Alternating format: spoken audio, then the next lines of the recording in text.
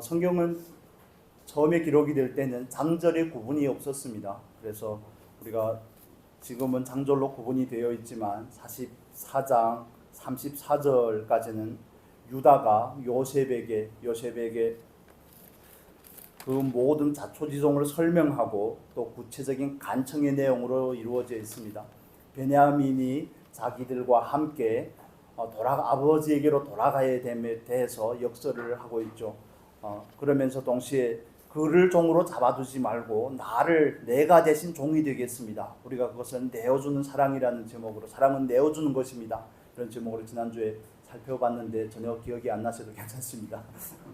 사랑은 내어주는 그 자리까지 자라가는 것인 줄로 믿습니다. 하나님께서는 애굽에서는 요셉을 만들어가지만, 그러나 아맘리에 창세기 38장에 나오는 그 유다를 볼 때는 전혀 소망이 없는 것 같은데, 세겜 족속들을, 그 온 성의 사람들을, 남자들을 할례를 하게 하고 그 속임수를 써서 온 세겜성을 진멸할 때 그 시므온과 레위를 볼 때는, 자기 동생을 구덩이에 쳐놓고도 밥이 입술로 넘어가는 그 형들을 볼 때는 전혀 이 인간들은 안 되겠구나, 소망이 없는 것 같았지만 하나님께서는 아맘리에 그들 가운데도 일하고 계심을 우리는 봅니다.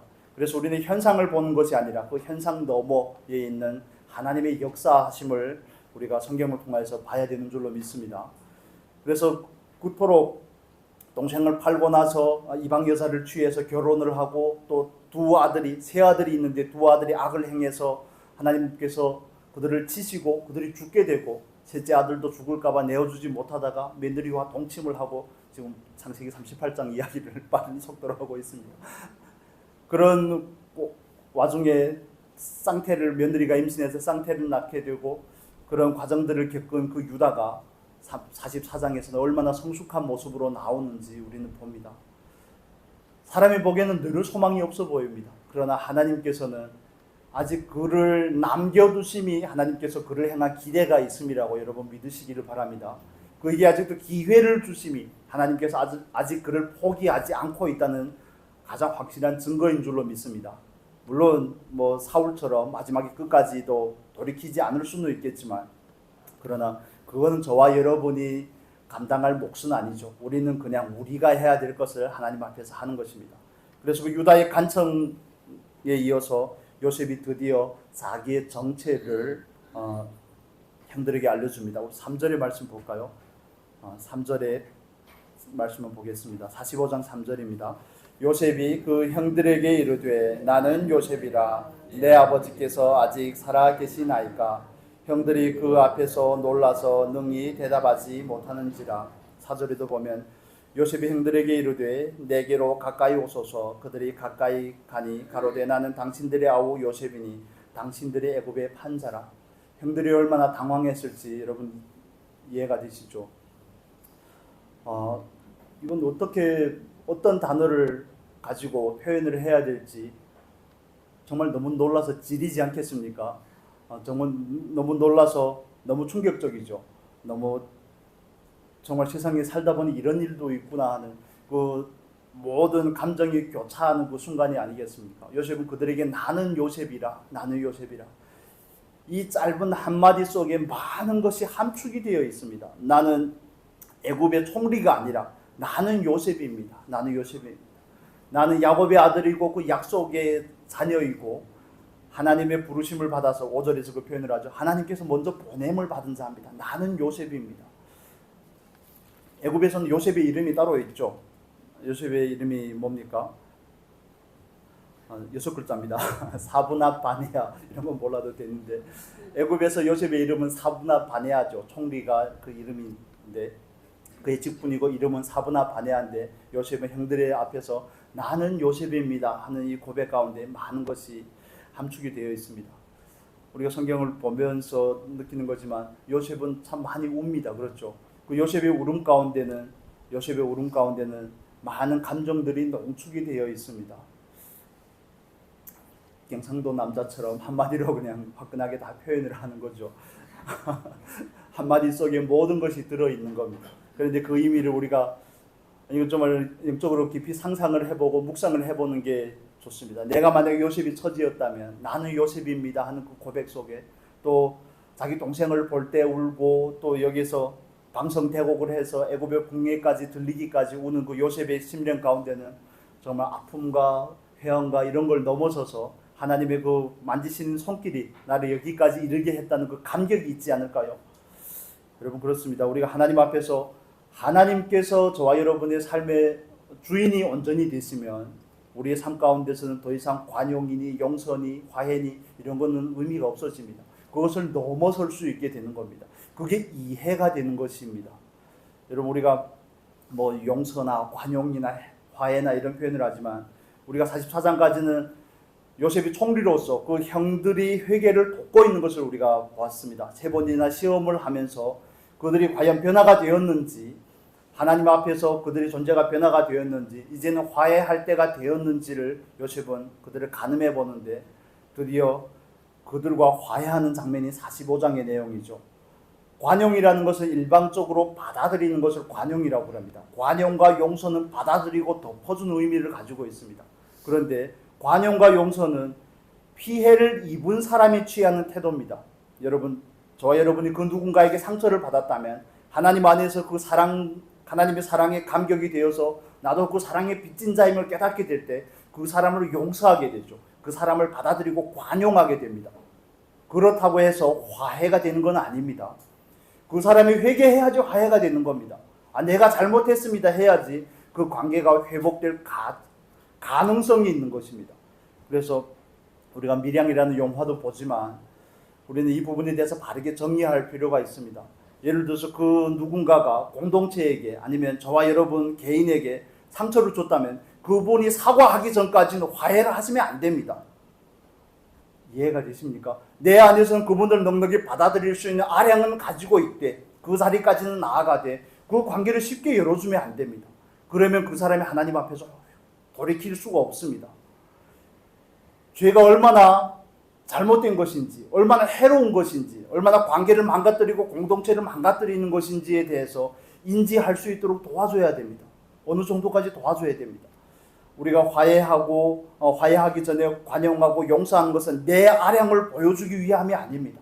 내 아량을 보여주기 위함이 아니라 그로 하여금 하나님의 사랑을 알게 하기 위함인 줄로 믿습니다. 내가 얼마나 넓은 사람인지 봐라. 나는 다 용서할 테니 와라. 이런 느낌이 아닙니다.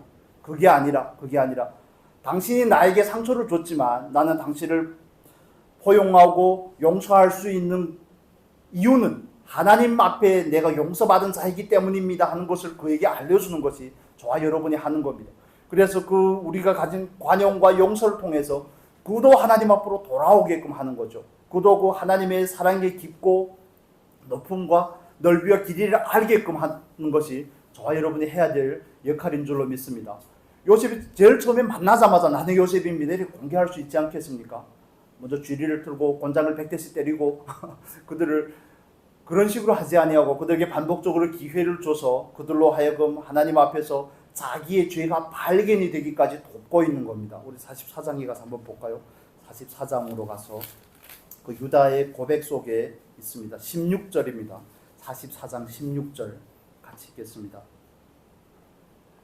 유다가 가로되 우리가 내 주께 무슨 말을 하오리이까 무슨 설명을 하오리이까 어떻게 우리의 정직을 나타내리이까 하나님의 종들의 죄악을 우리와 이 잔이 발견된 자가 다 내 주의 종이 되겠나이다. 여기서 적발되다는 것은 찾다. 하나님께서 그들의 그 감추어진 죄악을 드러내는 것을 의미합니다. 그들은 물론 처음에 요셉을 만날 때에도 3일 동안 감옥에 있고 나니까 그들 안에서 우리가 그 아이에게 연민을 그 아이에게 인자를 바라지 아니하였더니 하나님께서 우리에게 이런 고통을 당하게 한다. 인과응보적인 관계 가운데서는 그것을 이해하게 되죠. 조금이나마. 그런데 죄를 깨닫는 것과 죄를 아파하는 것은 다른 겁니다.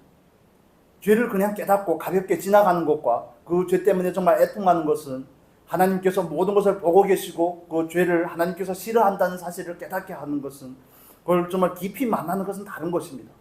하나님께서 감추인 죄를 반드시 드러내는구나 하는 것을 깨닫게 되는 그 자리까지 요셉은 그들을 돕고 있는 것입니다.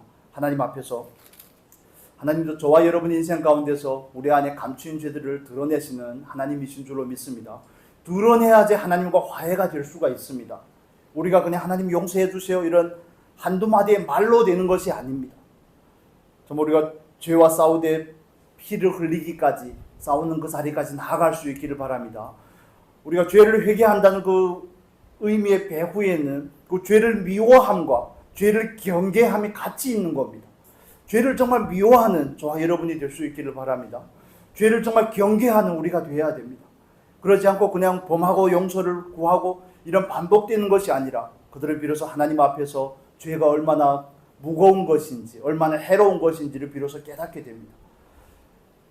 그래서 우리가 하나님 앞에서 갖추어야 될 것은 관용과 용서이지만, 그리고 상대가 잘못을 뉘우치면 우리는 언제든지 그와 화해를 해야 되는 것이 저와 여러분이 해야 될 부분입니다.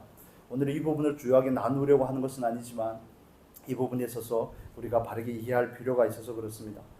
그래서 자기 잘못을 뉘우치지 않는 사람에게 있어서는 우리는 지켜볼 필요가 있습니다. 그냥 우리의 아량을 자랑하는 것이 아닙니다. 무조건 받아주는 것이 아닙니다. 그래서 하나님은 사랑과 공의가 같이 가는 거죠. 회개하면 언제든지 돌아와도 좋지만 회개하지 아니하면 어떻게 합니까? 징계하시는 하나님입니다. 징계하시는 하나님. 그들을 벌하시고 죄의 결과를 담당한다는 그런 의미가 아니라 그들의 죄를 뉘우칠 수 있도록, 깨달을 수 있도록 70년이라는 시간 바벨론에 보내서 그들을 안에 있는 그 우상들을 제거해 가시는 분이 하나님이시죠. 그래서 하나님은 사랑과 공의 그 측면을 가지고 있는데, 온전한 화해를 이루기 위해서는 그 상대방이 공의의 하나님을 알아야만이 온전한 화해가 이루어질 수 있습니다. 그래서 저와 여러분은 하나님 앞에서 늘 용서할 수 있는 사람으로, 관용할 수 있는 사람으로서의 그 아량을 가지실 수 있기를 바랍니다. 원수를 위해서 기도하는 그 자리까지 나아갈 수 있기를 바랍니다. 우리가 관용한다고 해서 그 사람이 회개하는 게 아니라는 것이죠. 그렇지만 거기까지 저와 여러분이 해야 될 부분인 줄로 믿습니다. 요셉은 그렇다면 왜 형들이 자기와 온전히 화해하기까지 그들을 시험하고 그들에게 이런 기회를 줄까요? 왜냐하면 그들도 하나님의 백성이기 때문에 그렇습니다. 그들도 하나님의 구원을 이루어야 되는 하나님의 백성이기 때문에 그렇습니다. 우리가 그 과정을 구체적으로 살펴보도록 하겠습니다. 우리 창세기 45장 5절의 말씀을 5절부터 8절까지를 보겠습니다. 여기를 보시기 바랍니다.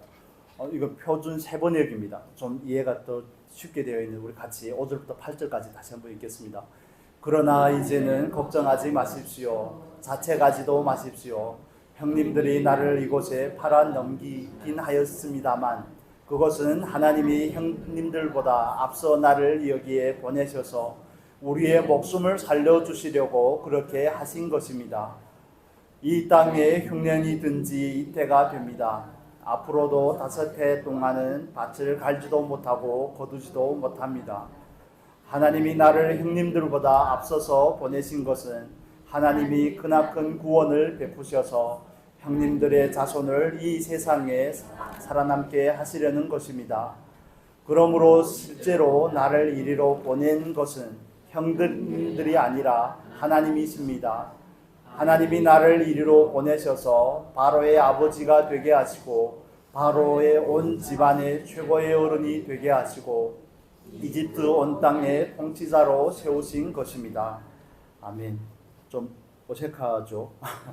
좀 어색한데 이 원문에 근접하게 번역이 되었기 때문에 찾아본 겁니다. 여기 보면 5절의 말씀에 보면 형님들이 나를 팔아 넘기긴 하였습니다만 그들로 하여금 뭐라고 합니까? 걱정하지 말고 자책하지 마소서. 한글판 성경에는 근심하지 말고 한탄하지 마소서. 이것은 걱정하지 말고 자책하지 말라는 그 의미를 가지고 있습니다. 그런데 요셉의 형들에게 이렇게 말하는 이유는 하나님의 큰 그림을 알고 있기 때문에 그렇습니다. 요셉의 이 고백이 있기까지는 하나님의 그 큰 그림을 알기 때문에 이 고백을 할 수 있습니다. 우리 여기서 세 가지를 주목해 봐야 되는데, 누가 보낸 겁니까? 누가 요셉을 보낸 겁니까? 하나님께서 요셉을 보낸 거죠. 그래서 여기서 주어는 하나님이십니다. 하나님께서 보내신 겁니다. 저와 여러분의 삶 가운데서도 하나님이 늘 주어가 되어야 됩니다. 그건 하나님의 주권을 아는 사람만 그렇게 표현할 수 있습니다. 내가 여기까지 온 것은 하나님의 은혜입니다 하는 그 사도 바울의 고백도 똑같은 것이죠.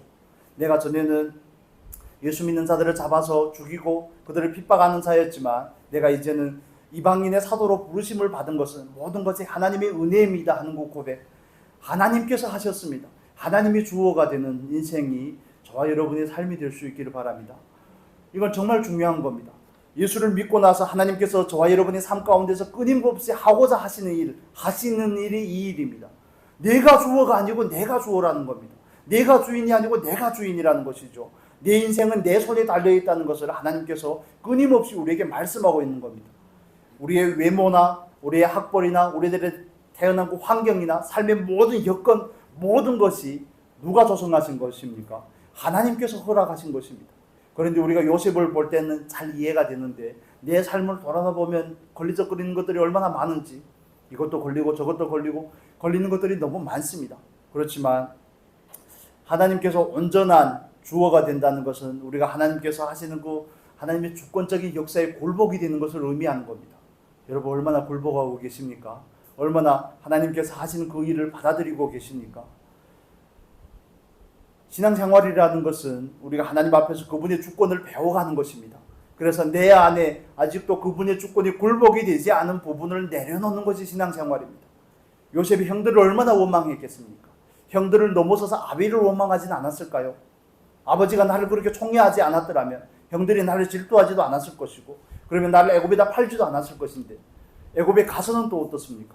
보디발의 집에 가서 보디발에게 충성을 했더니 충성된 결과가 뭡니까?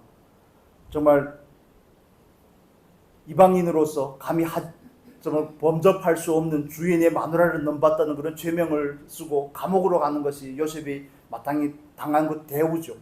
거기에 가서는 또 어떻습니까? 그 반복하는 그 오해와 그 삶의 그 여건 가운데 22년이라는 그 시간이 그 안에서 온전히 보상이 되기까지 이 고백이 있어야만이 가능한 겁니다. 하나님께서 하신 것입니다. 하나님께서 나로 팔림을 당하게 했고, 하나님께서 나로 노예로 팔렸는데 하필이면 보디발의 집이고, 하필이면 누명을 쓰고 감옥에 가는데, 감옥에 가서 애굽의 관원들을 만나게 되고, 거기에서 그들은 나를 건져주지 않았지만 2년이 지나서 하나님께서 바로에게 꿈을 꾸게 하고 나를 그 꿈을 해석할 수 있는 사람으로 세우신 것, 하나님께서 하신 일이 아니겠습니까? 그래서 우리말에도 꿈보다 해몽이 중요하다고 그러는데 신앙도 그렇습니다. 해석이 중요한 겁니다. 여러분 하나님의 시각으로 해석할 수 있는 그런 지각이 저와 여러분에게 있기를 바랍니다. 다른 사람을 탓하지 마십시오. 환경을 탓하지 마시고 남편이나 아내나 자녀나 내가 타고난 성품이라든지 외모라든지 조건이라든지 그런 건 탓하는 게 아닙니다.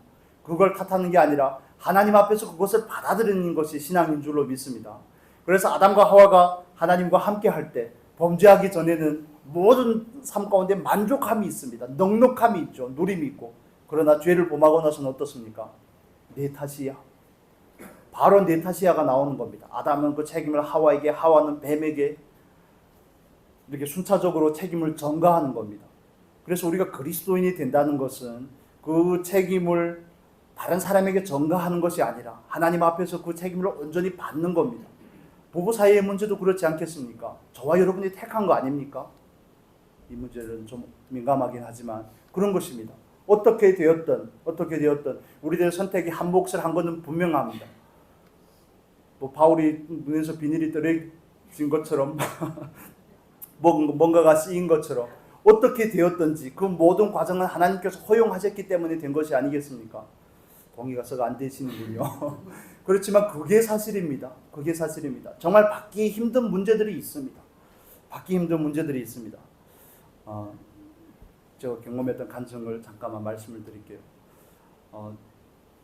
가정 북경에 있을 때 가정교회를 하는데 저희 교회에 그 예배드리는 맞은편 집에 있는 그 자매가 전도가 되어서 교회로 왔습니다. 그런데 그 자매는 남편하고 결혼한 지 10년이 되었는데 아기가 없습니다. 아기가 없는데 그래서 그런 의학적인 힘을 빌려보기도 하고 여러 번 이런 인공수정 같은 것을 경험을 했는데 계속 안 되는 겁니다. 계속 안 되고 돈은 정말 한국 돈으로는 몇 천만 원이라는 돈을 썼음에도 안 되고 하는데 교회에 나와서 어떻게 예수를 영접하게 되고 그럼 우리가 하나님께서 자녀를 주시라고 기도를 했습니다. 그냥 그 자매는 나온 지 얼마 안 되니까 제대로 믿지도 않았을 겁니다. 아마 제가 보건대는. 그런데 우리가 기도하고 나서 얼마 안 돼서 임신이 되었습니다. 그래서 얼마나 기뻐했는지, 그 자매도 그렇고 남편도 예수를 믿지 않는데 얼마나 놀라고 충격을 먹었는지, 하나님이 정말 계신가 보다. 처음에 경험하는 게 그런 느낌이 아니겠습니까? 그런데 그리고 아기가 드디어 태어나고 정말 건강한 아기가 태어났으면 좋으련만 아기가 태어났는데 무기력증이라고 근육이 생기지 않는 겁니다. 아기가 한 3개월 정도 되면 고개도 좀 가누기도 하고 좀 이렇게 힘도 들어가고 근육이 점점 붙는데 몸이 그냥 쭉 늘어지는 겁니다. 어니월의 몸 마냥 엿가락 늘어지듯이 이렇게 축 늘어지는 겁니다. 아기가 몸이. 그러면서 그런 아기들은 한 3년까지 오래 살면 3년 정도를 산다고 그러더라고요. 그런데 이게 근육이니까 우리들 내장기관도 근육이 아니겠습니까? 온몸도 근육이고 그런데 그게 근육이 형성이 되지 않으니까 아기가 이렇게 점점 덩치는 커가는데 몸은 축 늘어져 있고 하다가 결국에는 한 10개월 만에 하나님의 부름을 받게 되었죠. 우리가 처음에 하나님께서 우리의 기도를 들어주셨구나 얼마나 기뻐했는지 모릅니다. 믿음이 연약한 사람들도 하나님을 경험하고 하나님 정말 살아계시는 분이구나 그러면서 얼마나 기뻐했는지 모릅니다. 그런데 그런 일이 있고 나서는 그 고백들이 쏙 들어가게 되었죠. 그 자매도 하나님 교회로 다시 나오지 않게 되고, 그런데 거기에는 그 자매와 남편이 유전적으로 안 맞는 겁니다. 유전적으로 그 염색체가 안 맞는다고 병원에서 그랬다 그러더라고요. 여러분 그렇다면 우리가 기도해서 주셨을 때는 그 하나님의 주권이고 데려가시면 하나님의 주권이 아닙니까? 우리는 늘 하나님의 주권에 대해서 이런 식으로 받아들이려고 하는 것이죠. 내가 중심이 되어서 내가 원하는 것을 주면 그건 하나님께서 하신 것이고 내가 원하지 않으면 그것은 하나님께서 하셨다는 것을 받아들이기가 너무 힘든 겁니다. 그러나 하나님은 어제나 오늘이나 영원토록 동일하신 그 하나님이신 줄로 믿습니다. 저도 아직도 받아들이지 못하는 부분들이 있고 여러분의 삶 가운데도 아마 받아들이기 힘든 부분들이 있을 겁니다. 그러나 신앙 생활을 한다는 것은 내가 받아들이기 쉬운 부분이나 받아들이기 어려운 부분이나 하나님 앞에서 인정하고 그걸 수용하는 겁니다. 그때 내 선택이든지 내 욕심이든지 다른 사람의 외부적인 강압적인 힘이든지 아니면 그 문제에 대해서 방금 제가 말씀드린 것처럼 그런 문제에 대해서 어떻게 해석을 해야 맞습니까? 하나님의 주권이라는 말보다 그 이상 어떻게 해석을 하겠습니까? 그래서 인생에 있어서 우리가 인생을 대하는 가장 중요한 기본적인 태도는 하나님께서 허용하심이라는 그 태도인 줄로 믿습니다. 참새 한 마리가 떨어지는 것까지도 간섭하시는 그 하나님, 저와 여러분의 삶 가운데서 일어나는 모든 일을 간섭하시고 직접 주관하시는 분이 하나님이신 줄로 믿습니다. 그걸 우리는 받아들이는 겁니다. 요셉의 인생 가운데서도 그걸 받아들이는 겁니다. 요셉이 하나님의 주권을 온전하게 받아들이고 인정하기 때문에 이 고백을 할 수 있는 겁니다. 안에서 치유가 되었기 때문에 이 고백을 할 수 있는 겁니다. 저와 여러분의 삶 가운데서 아직도 은밀하게 해결이 되지 않은 그 부분들이 정말 온전하게 치유함을 받을 수 있기를 바랍니다. 이게 정말 우리가 영혼 깊은 곳으로부터 고백이 되면 치유가 됩니다. 내적 치유가 별게 아닙니다. 하나님의 그 주권에 온전히 굴복이 되면 치유가 됩니다. 어떻게 치유를 받는지 여러분에게 설명을 드렸죠. 그 역사적인 그 시점으로 하나님을 초대하셔서 하나님께서 하셨음을 그 문제가 받아지게 되면 인정이 되게 되면 그 문제에서 그 족쇄에서 우리가 풀리게 되는 겁니다. 그러면 요셉의 형들을 다른 시각으로 바라보듯이 요셉의 해석은 하나님의 입장에서 해석이죠. 이 왼수들 정말 당장 죽여도 속이 시원하지 않을 만큼 그런 원수로 바라보는 것이 아니라 그를 하나님의 시각에서 바라보는 것입니다. 그래서 하나님의 주권을 인정하는 것은 하나님의 시각을 가지는 겁니다. 여러분 정말 하나님의 시각을 가지실 수 있기를 바랍니다. 그러기 위해서 우리 하나님 앞에 구해야 됩니다. 하나님 저에게 지혜와 계시의 영을 허락하여 주시고 제가 하나님을 더 알게 하시고 하나님의 말씀을 더 알게 하여 주옵소서. 하나님이 깊고 오묘한 섭리에 대해서 하나님의 하시는 일에 대해서 하나님께서 하심을 그 하나님을 받아들일 수 있도록 저를 도와주십시오. 이 기도가 정말 필요한 그 부분입니다. 우리는 이 기도가 정말 필요합니다. 하루하루의 삶 가운데서 일이 되는 것도 안 되는 것도 지연이 되는 것도 이 세상에 돌아가는 모든 것이 그 주권이 누구에게 있습니까? 하나님께 있음을 우리는 믿습니다. 전쟁이 나든 기근이 오든 홍수가 나든 그 모든 것은 하나님의 주권 하에 있는 것입니다. 그 하나님께서는 그 모든 것을 주관하시는데 그것을 주관해서 무엇을 이루어 가시는 것입니까? 구원을 이루어 가시는 겁니다. 우리 성경을 통해서 한번 보겠습니다. 5절의 말씀, 5절 다시 한번 읽겠습니다. 한글판으로. 당신들이 나를 이곳에 팔았으므로 근심하지 마소서, 한탄하지 마소서. 하나님이 생명을 구원하시려고 나를 당신들 앞서 보내셨나이다. 요셉은 자기가 경험한 그 하나님을 통해서 하나님의 주권에 온전하게 굴복하는 사람이 되었습니다. 저 여러분에게도 그런 은혜가 있기를 바랍니다. 그러면서 그는 하나님의 큰 그림이죠. 빅픽처라고 그러죠. 그 큰 그림을 이해한 겁니다. 좀 어려운 말로 하면 하나님의 그 구원의 역사를 이해하게 된 겁니다. 하나님의 그 섭리를 이해하게 된 거죠. 보호하시고 통치하시는 그 하나님, 끊임없이 그 구원을 이루어 가시는 그 하나님의 손길을 그가 깨닫게 된 겁니다. 경험하게 된 겁니다. 요셉의 인생 가운데서 그 일을 하신 하나님이 저와 여러분의 삶 가운데 똑같이 그 일을 하고 계시는 겁니다. 하나님께서는 어느 나라가 흥망성쇠를 이루고 그런 데 관심이 있는 분이 아니십니다. 하나님의 유일한 관심은 무엇입니까? 하나님의 유일한 관심은 구원입니다. 하나님의 나라를 회복하는 데 하나님의 관심이 있습니다. 예수 그리스도가 온 이유가 뭡니까? 자기의 백성을 자기 죄에서 구원하기 위해서 하나님께서 오신 것입니다. 뭐 대한민국을 흥하게 하고 뭐 어느 나라를 흥하게 하고 G2가 되고 그래서 어쩌라고요? G2가 되어서는 어떻게 하실 겁니까? 미국처럼 그렇게 강대한 국력을 가지면 다른 사람을 괴롭히기나 했지 뭘 더 하시겠습니까? 하나님이 없이 가지는 그 모든 권력들은 폭력으로 나타나는 겁니다. 억압으로 나타나는 것이고, 그래서 우리가 흥하든 쇠하든 모든 것은 구원에 초점이 있어야 되는 겁니다. 하나님께서 구원에 초점이 있듯이 저와 여러분의 삶에서도 마찬가지입니다. 모든 문제를 하나님의 주권에서 하나님께서 목적하신 그 구원을 바라보는 시각으로 바라보시기를 예수님의 이름으로 축복합니다. 이걸 우리가 가져야 되는 시각입니다. 하나님께서 오늘도 나를 구원하시는구나. 내 구원을 이루어 가시는구나. 나를 통해 다른 사람의 구원을 이루어 가기를 원하시는구나. 여러분 이해가 되십니까? 정말 깊이 받으시면 좋겠습니다. 우리의 목적은 통일 나올 뻔했는데 우리의 목적은 통일이 아니라 구원입니다. 하나님께서 그 구원을 필요로 하시기 위해서 분단이 되기도 하시고 통일이 되기도 하시고 나누기도 하시고 합하기도 하시고 공백이 승하기도 하시고 쇠하기도 하시고 모든 것은 다 구원을 초점으로 하시는 그 하나님의 역사에 있음을 여러분 믿으셔야 됩니다. 어느 나라와 어느 나라가 전쟁을 하고 기근이 있고 홍수가 있고 이 세상에 돌아가는 모든 것들이 뭐 기후 위기가 오고 식량 위기가 닥쳐오고 알지 못하는 바이러스가 생기고 모든 것은 구원을 이루기 위해서 그런 것입니다. 제가 그 책을 가지고 와서 소개를 드린다는 게 못 가지고 왔는데 여러분 기회가 있으면 우리가 지금 탈북민 사역을 하시는 목사님을 돕고 교회에서도 그분을 위해서 후원하고 기도하지 않습니까? 1만 킬로미터라는 그 책을 한번 보시면 좋겠습니다. 제가 가지고 왔어야 되는데 아까까지 생각을 했는데 깜빡했습니다.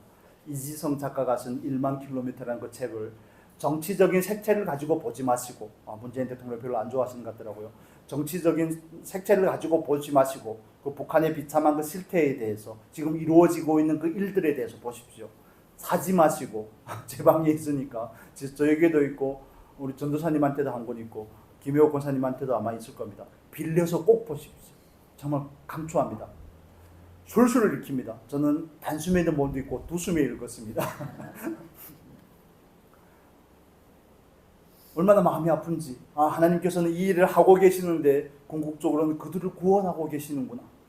여러분 90년대 초반에 제2차 중동 전쟁이라고 해야 됩니까? 걸프전이라고 해서 이라크를 미국에서 일방적으로 침공을 한 격이 되었죠. 그런데 그 사건을 통해서 이라크에서 전쟁이 일어나면 보통 사람들이 그 자기 국가를 탈출하는 경우들이 많습니다. 그런데 그런 사건들을 통해서 많은 사람들이 예수를 알게 되고 구원받았다는 사실을 여러분 아십니까? 역사를 돌이켜보면 더 놀라운 일들이 많죠. 우리는 잘 몰라서 그렇지. 그런데 북한에 대한 그 사건을 읽으면서도 그렇습니다. 그들이 북한에만 있으면 김정일이나 김일성이 하나님인 줄만 알았을 겁니다. 주체 사상은 성경에 있는 그 하나님에다가 하나님을 김일성과 김정일로 대체시킨 것이 주체 사상이거든요. 그런데 탈북을 고난의 행군이라고 그렇게 말하죠. 90년대 초반에 계속 연속적으로 기근이 드니까 거기서 더 이상 살 수 없으니까 탈북해서 나오는 겁니다. 마치 이스라엘 백성들이 애굽에 있을 때 바로가 계속 협박을 하니까 그들을 힘들게 하니까 자녀를 낳아서 아들이면 나일강에 던지라 그러고 그들로 하여금 국고성을 짓게 하는 그런 일들에 강제 노역에 참여하게 하니까 그들이 비로소 약속을 생각해낸 거 아닙니까? 그래서 그런 상황 가운데서 물론 많은 사람들이 굶어 죽게 되고 많은 사람들이 아직도 탈출하지 못하고 그런 상황 가운데 있지만, 그러나 그 탈출한 사람들을 통해서 그들이 예수를 알게 되고 그들이 예수를 알고 다시 그 땅으로 간다는 사실입니다. 그래 그 땅에도 교회가 다시 생겨나기 시작하고 비밀리에 있던 교회들이 다시 회복이 되는 그런 일들도 있고, 제가 여러분에게 저희 숙모에 대해서 얘기를 여러 번 말씀을 드렸지만, 제가 이런 얘기를 하니까 저희 신학교 교수님이 안 믿는 거예요. 자기 생각에는 북한에는 교회가 없다고 생각을 한다는 겁니다. 제가 그랬죠. 저희 숙모가 북한에 갔다고 그러니까 그게 진짜냐고. 그렇게 어려우면 교회가 없을 것 같은데 그게 진짜냐고. 그런데 그게 진짜라는 사실을 하나님이 증명하고 계시는 겁니다.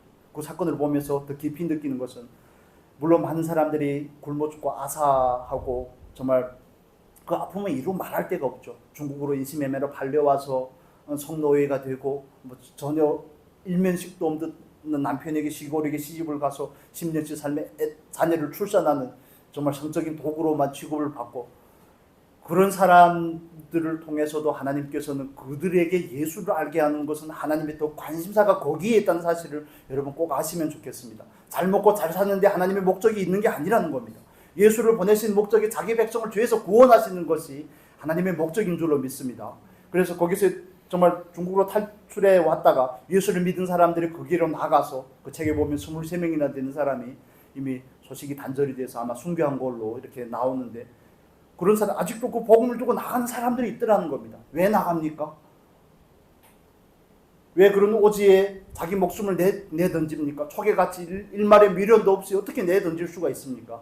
하나님의 목적이 뭔지 아는 사람들이 그 일을 할 수 있는 것입니다. 하나님의 목적이 구원임을 알기 때문에, 그들의 의식주를 해결하는 것을 넘어서서 구원이라는 사실을 알기 때문에 정말 나아가는 것입니다. 사도 바울이 고백하는 것처럼 내 목숨을 조금 더 귀한 것으로 여기지 아니하노라. 하나님께서 주신 그 사명이 더 중요하다는 거죠. 바울의 사명이 뭡니까? 땅끝까지 이르러 증인이 되는 것이 바울의 사명입니다. 이방인의 사도로 부름을 받은 게 바울의 사명이죠. 여러분, 저와 여러분에게도 똑같은 사명이 있습니다. 하나님은 저와 여러분의 구원을 위해서 우리를 부르신 줄로 믿습니다. 나의 구원을 이루어가는 것뿐만 아니라 나를 통해 그 누군가가 구원받기를 원하시는 것이 하나님의 마음이라는 사실을 여러분 깊이 받으시면 좋겠습니다.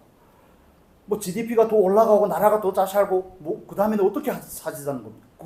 그렇게 하고 나서는 뭘 하시겠습니까? 그게 목적이 되면 안 됩니다. 요셉이 애굽의 총리가 된 것이 결코 목적이 아닙니다. 요셉은 그 총리가 되고 나서 자기 가족을 먼저 생각을 합니다. 요셉 안에는 그 그림이 벌써 그려져 있습니다. 이제 5년이라는 흉년이 더 남아있고, 당신들이 올라가서 아비와 그 모든 족속들을, 권속들을 이 땅으로 데려오면 고센이라는 땅에 살 것이고, 어디에 살 것이며 그 후에 플랜들이 정말 자세하게 그 안에는 모든 것들이 그림이 그려져 있습니다. 어떤 그림입니까? 구원의 그림이 그려져 있는 것입니다.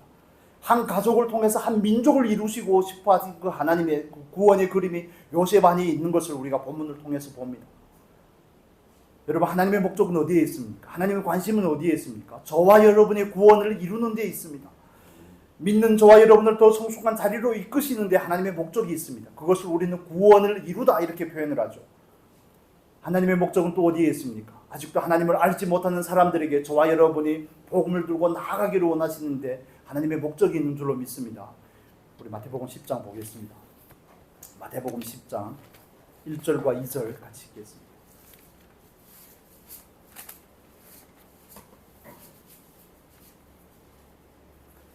마태복음 10장 1절과 2절 같이 읽겠습니다. 예수께서 그 12 제자를 부르사 더러운 귀신을 쫓아내며 모든 병과 모든 약한 것을 고치는 권능을 주시니라. 12 사도의 이름은 이러하니 베드로라 하는 시몬을 비롯하여 그의 형제 안드레와 세베대의 아들 야고보와 그의 형제 요한. 2절까지만 읽겠습니다. 여기 보면 10장 1절에는 12 제자를 부르사 이렇게 표현을 하죠. 12 제자를 부르사. 여기도 보면 12 제자를 부르사 더러운 귀신을 쫓아내며 모든 병과 모든 약한 것을 고치는 권능을 주시니라. 이거 예수님께서 하신 일이죠. 마태복음 4장 23절에도 똑같은 표현들이 있습니다. 그런데 이제는 예수님께서 직접 하셨던 일들을 제자를 통해 이루기를 원하십니다. 그런데 2절에 보면 12제자가 아니라 뭐라고 표현합니까? 12사도라고 표현을 합니다. 제자라는 것은 마데테스라는 단어를 통해서 표현을 하는데, 제자는 배우는 사람을 말합니다. 예수 그리스도를 닮는 사람, 스승을 닮는 사람을 제자라고 그러죠. 스승을 닮는 사람을 제자라고 그러고, 사도는 보냄을 받은 자를 의미하는 겁니다. 45장 5절에서, 창세기 45장 5절에서 요셉이 뭐라고 그럽니까? 하나님께서 나를 보내셨습니다, 이렇게 표현을 하죠.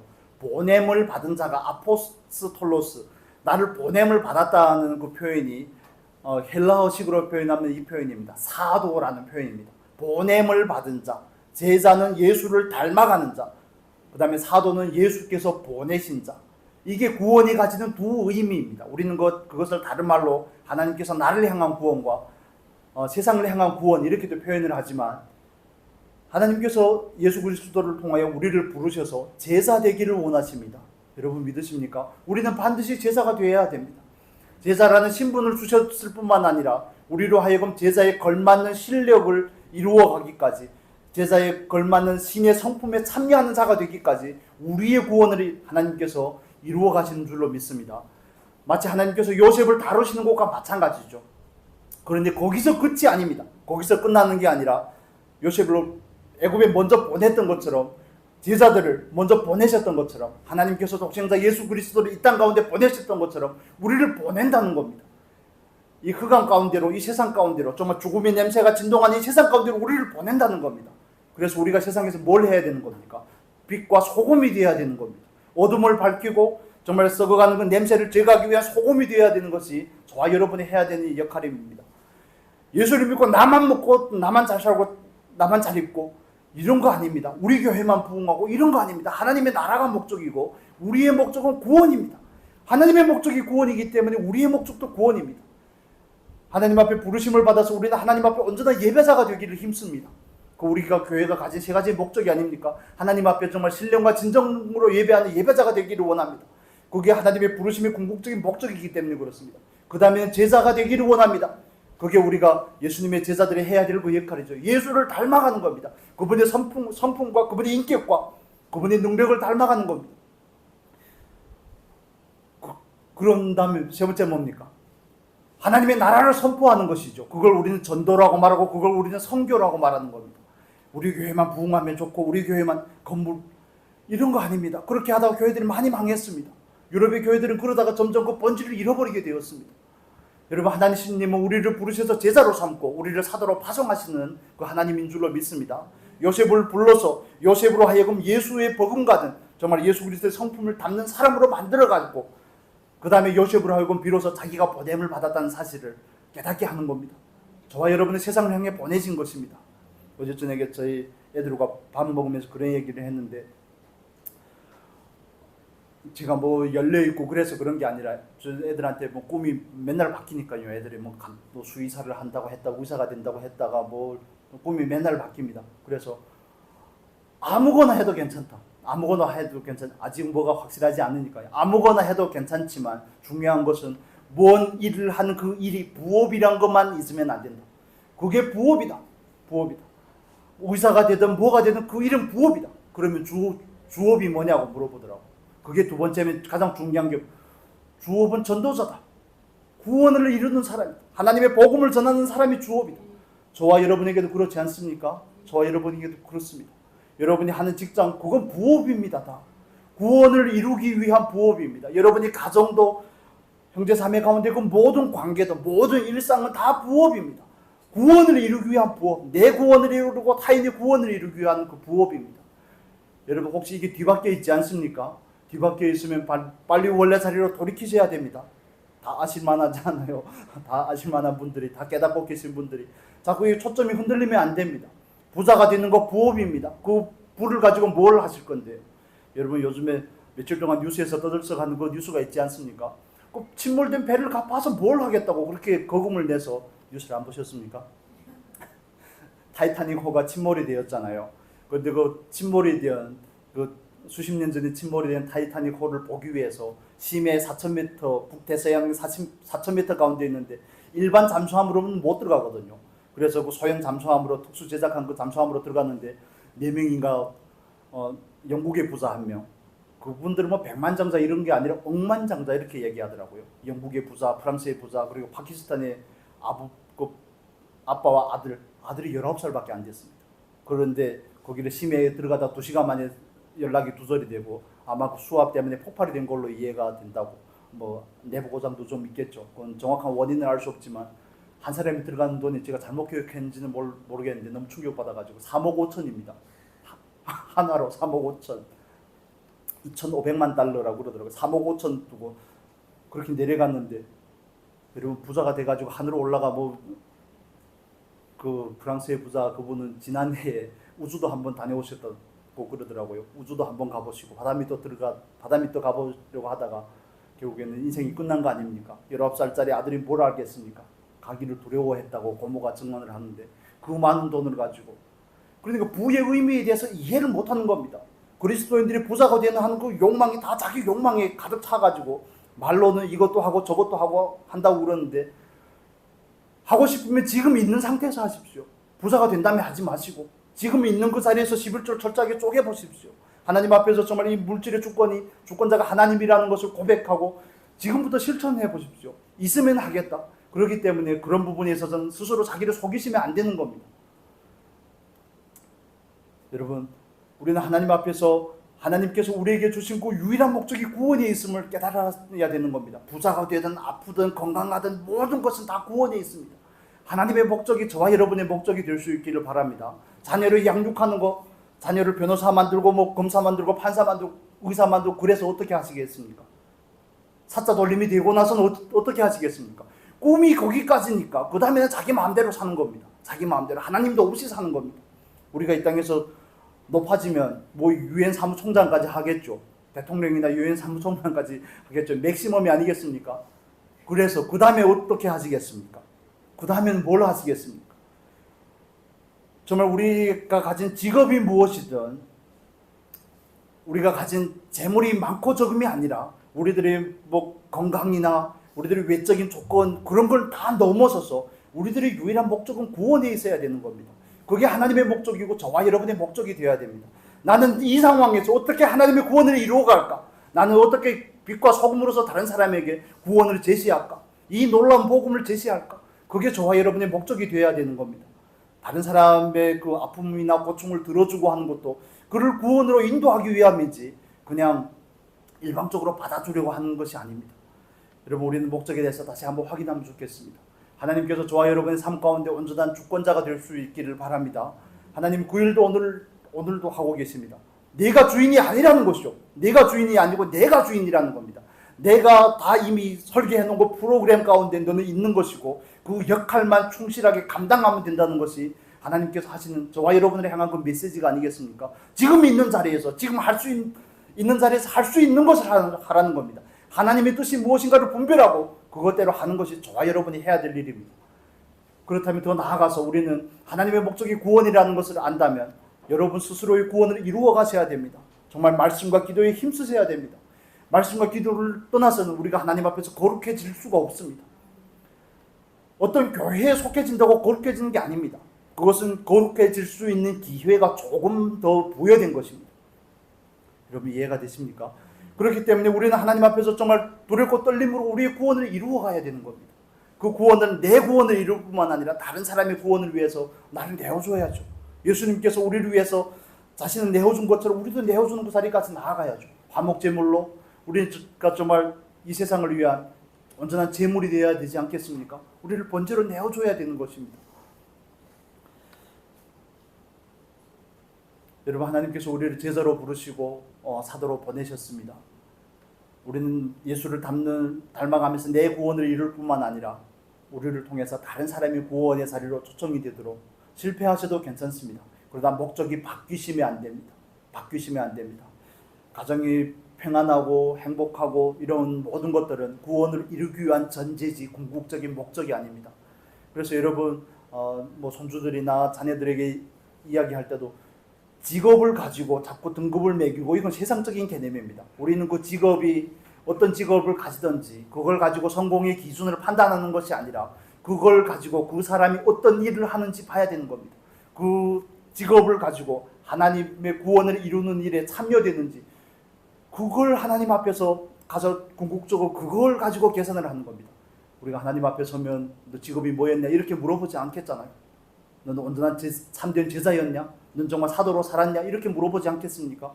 우리는 그 물음에 응답하는 사람입니다.